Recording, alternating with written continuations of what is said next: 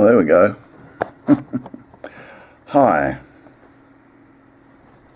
Me again. I bought this camera, you see, but I couldn't afford to buy a tripod. I mean, I will eventually get a tripod, but the way things are, man,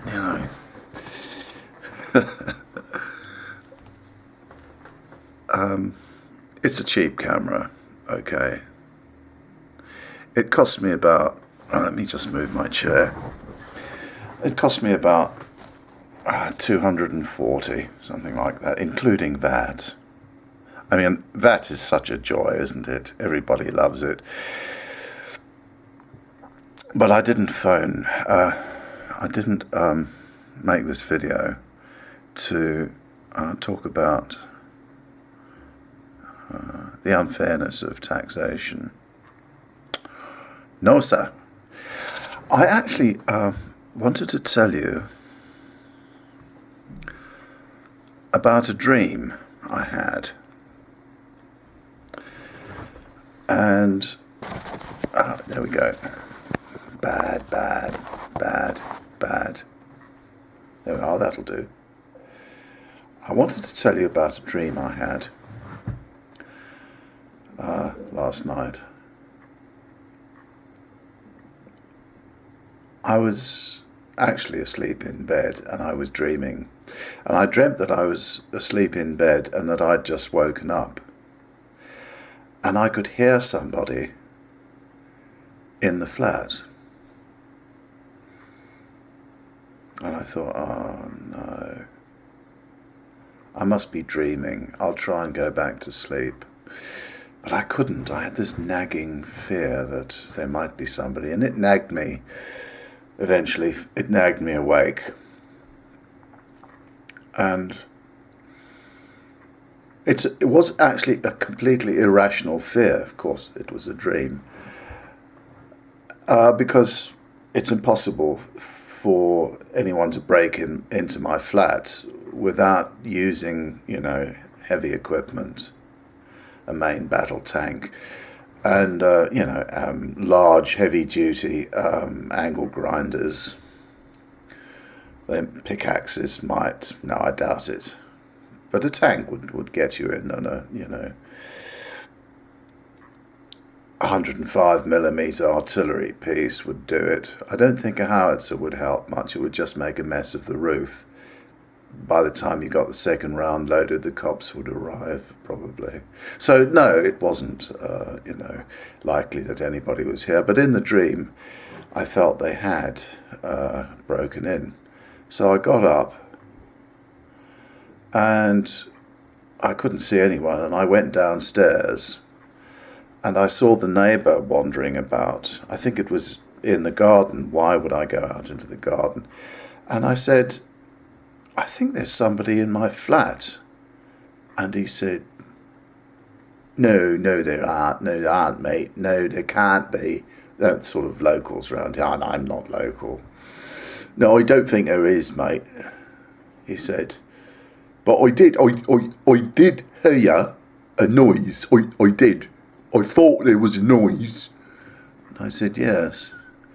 So, I mean, that was authentic. That's the sort of thing that they would have said in reality, I have little doubt. So I said, well, thank you very much, and a very good night to you, my good man. All right, mate. And I went, back to my flat, double bolted and shotted the door, put the deadbolt on, set the IED to explode at 5 feet proximity, and returned to bed, all in the dream. But then I heard a noise, so I cracked the bedroom door and looked through, and there were these 3-4 lads sort of hanging about in the hall. They looked, quite comfortable, as if they were at home. Well, they were. I mean, it was my home, So I opened the door fearlessly, but my bottom was going like that in the dream. Of course, in reality, I would have been brave as a church mouse. And I said, what the devil do you think you're doing? and one of them said, look, keep the noise down, mate. You know, we're just trying to get a rest, you know.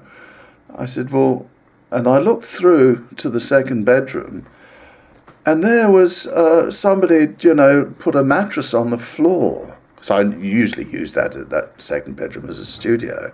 But there was a mattress on the floor. And I thought, what the devil are you doing? I said, well, what? He said, yeah, well, we've got nowhere to live, have we? I said, well, this is my home. He says, yeah, we didn't break in, mate. We just clumb in through the window. I said, well, which window is that? Yeah, right over there. And I looked round, and there it was, an open window in the kitchen. They must have got onto the shed roof. Oh, well, you know, I was never great at military tactics. I never got beyond the rank of acting deputy private. So I said, well, are you comfortable? You know, would you like me to make you a cup of tea? He said, yeah, well, that's a great idea, mate. Yeah, put the fucking kettle on. Yeah, why not? Hey, mate. Right.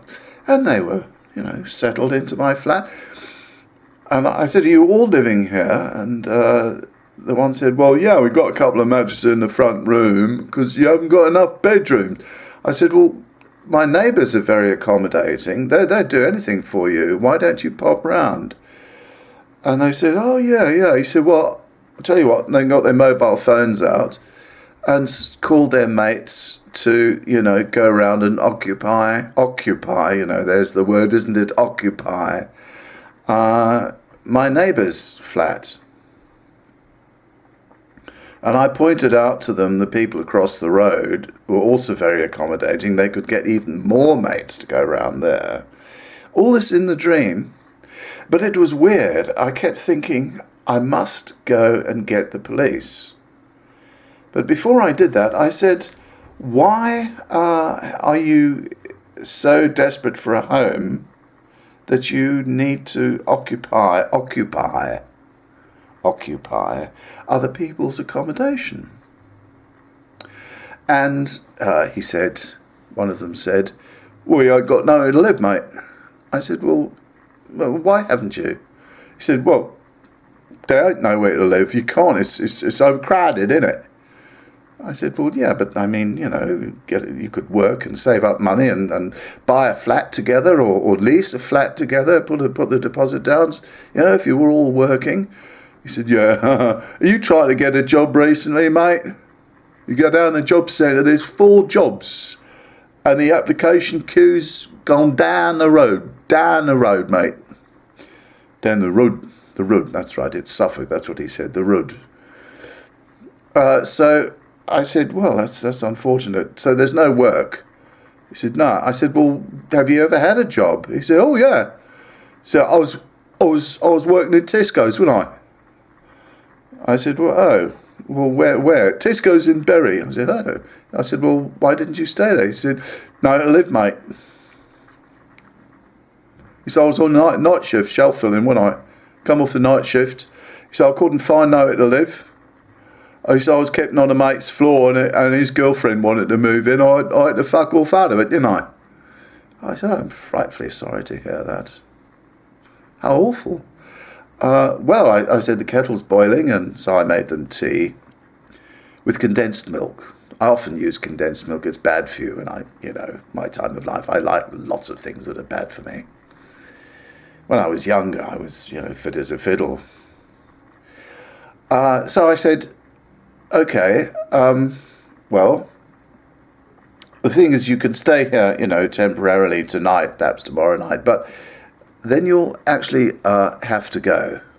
I'm sorry to say you will, because I need this space. I have to make things here. I have to make movies here. I have to do, make videos, and I've got things to make. I have to paint, things, paint pictures and that kind of thing. And I can't really do that with you guys.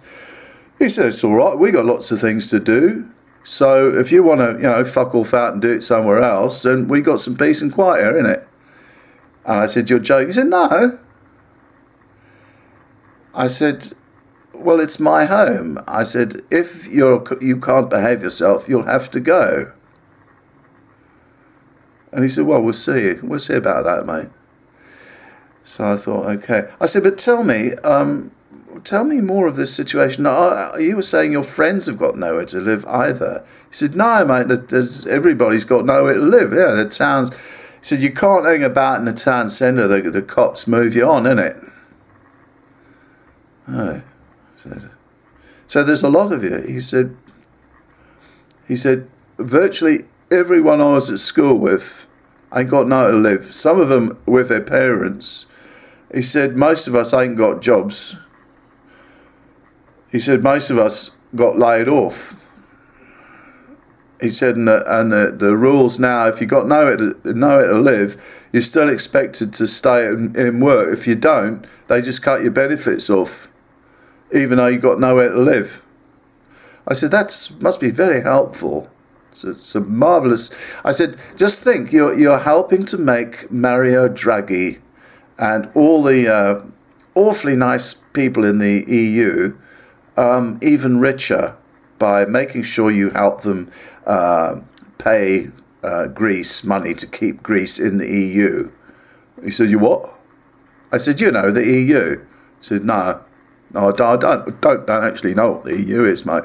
So I thought, look, you know, I'm going to go and report this to the police. He said, oh, yeah, be my guest, mate. You know. He said, you'll probably find the phones are probably manned. Yeah, I should say. Well, yeah. Well, I said, you use my phone. Yeah. So, you know, I thought, well, okay. So I phoned the police, and there was no answer, of course. So I did a 999, and after a long time, an android said, yeah. I said, is that Ipswich Police? And they said, you know, if you wish to report a crime, or in case you haven't paid your insurance payments on your house this month, you could speak to our crime insurance advisor, in which case press button 2. And it went on like that. Or you could do this, or you could do that. And if you wish to speak to an advisor, please hold. Note the waiting times are approximately 4 hours. We are very busy at the moment. Thank you. And I thought, okay, that's an emergency. You know, imagine if it was just something casual.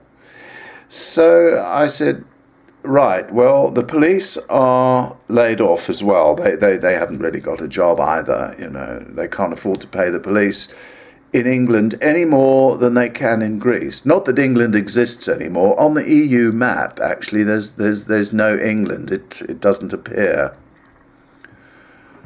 But anyway, it's such an inconsequential country filled with unemployed louts that one would hardly expect it to still exist. It's a wonder that people like me, you know, old school, still use the word England, innit?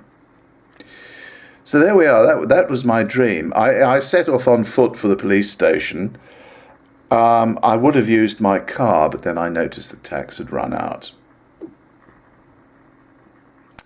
So I spent the tax money on this video camera. Actually, you're watching this on. So fucking good show all round. Anyway, if I have any more dreams, I'll let you know, and we can come to some compromise. Like I put them up on YouTube and you fucking watch them. How's that? Good. Right. Well, I've probably got something else to say sometime, and I will let you know when I do. In the meantime, stay cool. Where's the off button? Oh, there it is. And we'll talk again soon. Bye.